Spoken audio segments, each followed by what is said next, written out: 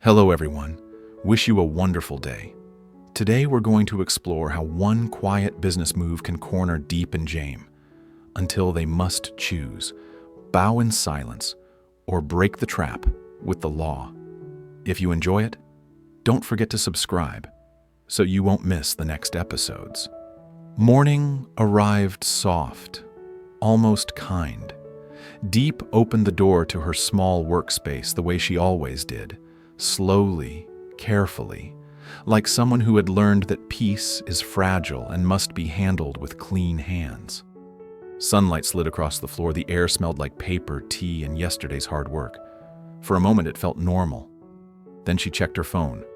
No new confirmations? No replies. No, we'll deliver today. No payment received. Just silence. Too perfect to be natural. She refreshed again. And again. Her chest tightened, not from panic, but from recognition.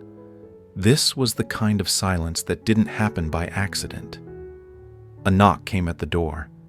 Jame stepped in carrying a simple bag of fruit, the kind he bought when he didn't know how else to protect the people he loved. He tried to smile, but his eyes scanned the room the way a man scans a street after hearing footsteps behind him. "Any updates?"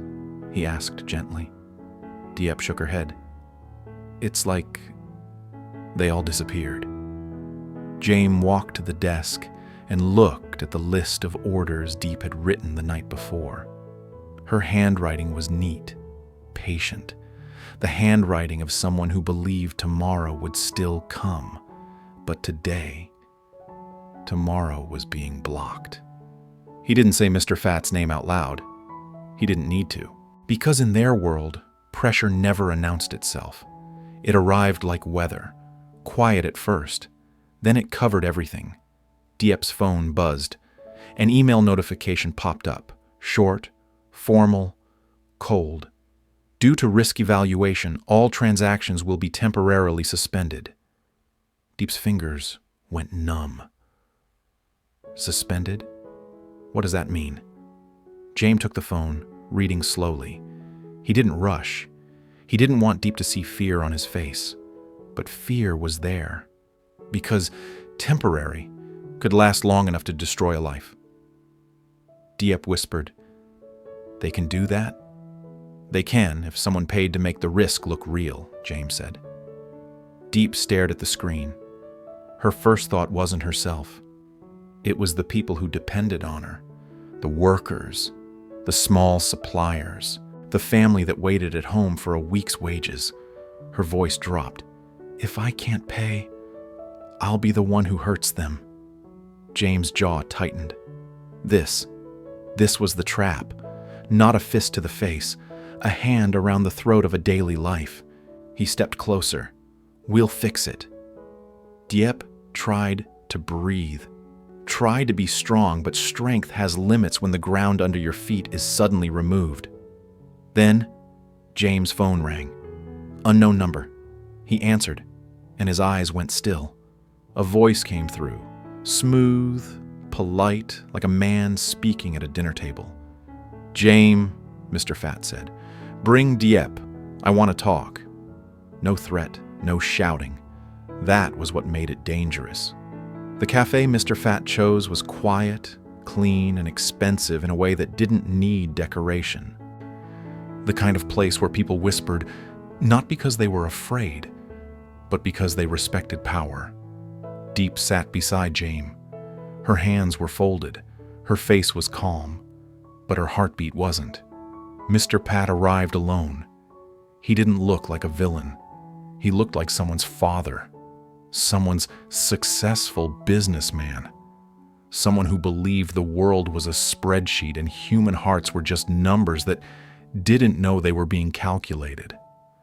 He nodded at Jame. Then his eyes moved to Diep. For a second he studied her like a document. Then he sat. "Diep," he said, voice even. "I heard your cash flow is uncomfortable today." Diep didn't flinch. "It became uncomfortable this morning. Very suddenly." Mr. Phat smiled faintly, as if sudden things were his specialty. Jame leaned forward. "Whoa, what do you want?" Mr. Phat didn't answer immediately. He stirred his coffee, slow circles, as if he had all the time in the world. "I want peace," he said at last. "For my family." Diep's throat tightened. Peace. That word always sounded beautiful, until someone used it as a chain. Mr. Phat continued, "In business there are roads, and there are dead ends. Right now, Diep is approaching a dead end." Diep's voice stayed steady. "And you're offering a road." "Yes." Mr. Phat placed a slim folder on the table. "A simple agreement. You step away from a certain contract. You stop contacting certain partners, and you keep your life quiet." Jame's eyes sharpened. "You mean she stays away from me?" Mr. Phat didn't deny it. He didn't confirm it. He simply looked at his son like a man who had raised him and still believed he owned the final decision. "I mean," Mr. Phat said softly, "you both stop making choices that embarrass the family." Diep's nails pressed into her palm under the table. She didn't want to be in a game. She wanted to work, to take care of Nai, to live quietly. But here she was, pulled into a battlefield she never asked for, because loving someone powerful meant you were now visible to powerful enemies. Mr. Phat leaned slightly closer. "Sign and the bank risk will disappear," he said. "Partners will return. Your life continues." He paused, then added with calm precision, "If you don't sign, the road closes. Slowly, legally, cleanly." Diep's breath caught. This was not a knife. This was a room where all the doors were locked, and someone smiled while offering you one key. Diep heard the words and suddenly understood what Mr. Phat had done. He wasn't attacking Jame. He was attacking her responsibility, her dignity, her ability to feed the people she cared for, because he knew Diep would sacrifice herself before she let others suffer. Mr. Phat's voice stayed gentle, almost fatherly. "Diep," he said, "you're a good woman. You don't want chaos, you don't want conflict, so don't create it." Jame's chair scraped slightly as he stood. "Stop talking to her like she's your employee." Mr. Phat's eyes didn't move. "Sit down." Jame didn't. Diep touched Jame's sleeve, small, quiet, asking him to breathe, not because she agreed with Mr. Phat, but because she didn't want Jame to explode in front of a man who enjoyed explosions. Mr. Phat slid the folder closer to Diep. "By tonight," he said. "A decision." Diep stared at the folder. Her mind flashed with Ni's face. 4, maybe 5 years old, eyes too serious when adults stopped smiling. Nai, who always said she wanted Uncle Jame to stay. Diep could almost hear her. "Don't go. Please."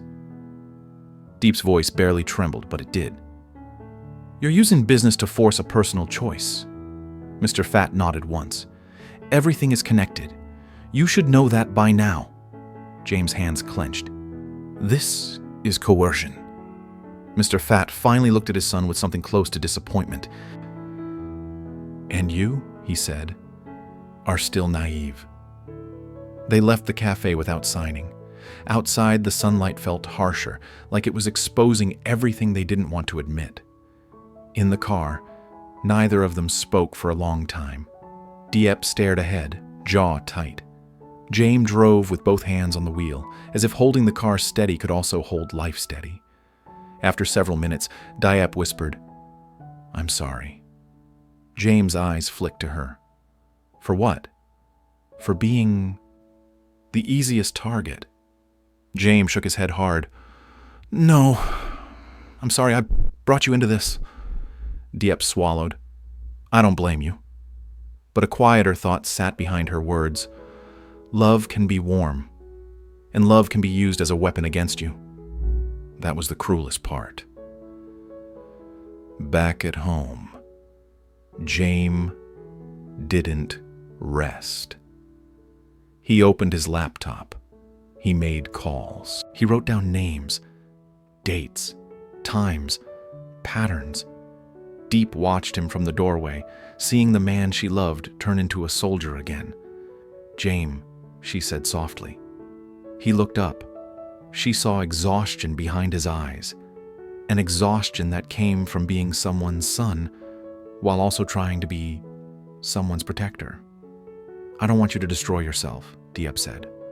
"I won't," Jame replied. His voice was low, controlled. "But I also won't let him destroy you." Diep stepped closer. "What are you going to do?" Jame's answer was simple.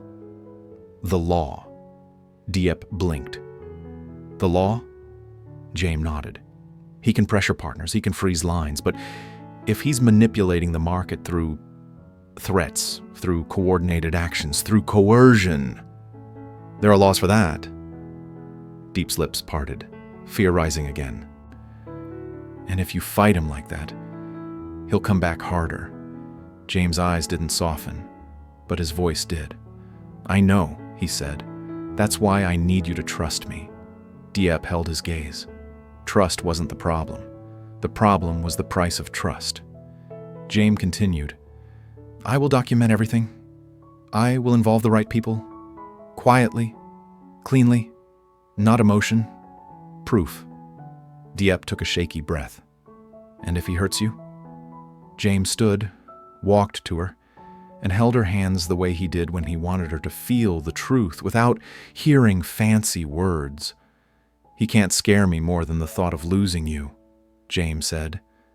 Diep's eyes filled, but she didn't cry. She was tired of crying. She wanted solutions. But solutions in this world always came with consequences. Diep whispered, "If we do this, we step into war." Jame answered, "He started it. We finish it." That night, Diep tried to sleep, but her mind stayed awake. She checked her phone again. A new message. Unknown number. Just 2 words. 48 hours. Diep's stomach dropped. She sat up in bed, the darkness pressing against her chest. Jame stirred beside her. "What is it?" Diep handed him the phone. He read it once, then again.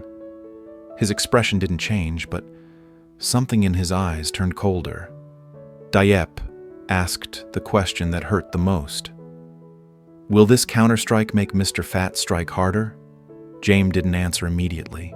He pulled Diep close, and for a moment the house was quiet enough to hear their breathing. Then he said, carefully, honestly, "Yes." Diep closed her eyes, not because she was giving up, but because she needed 1 second of darkness before she could face the next storm. And somewhere in that storm, a new doubt began to form. Not about love, but about secrets. Because if Mr. Phat was this confident, he must have something else. Something Diep hadn't seen yet. Something that could split them from the inside. Diep opened her eyes and stared into the dark. The countdown had begun.